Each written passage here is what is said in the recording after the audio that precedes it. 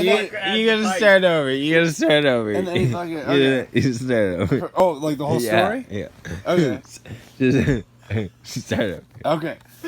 So, it was probably like last weekend, right?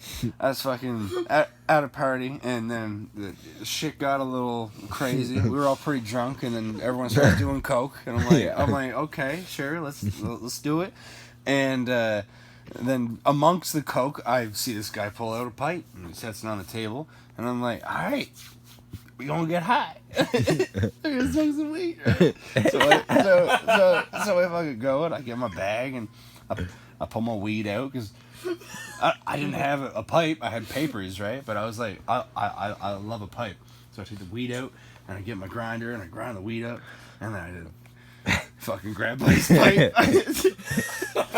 Grab his pipe and I take my weed and I start to fill it up and all I hear is like, what are you doing? I fucking freeze, right? And I'm like, what? Freeze! Yeah, and he's like, he's like, what are you doing? And I'm like, I'm just trying to smoke. I'm smoking weed, bro.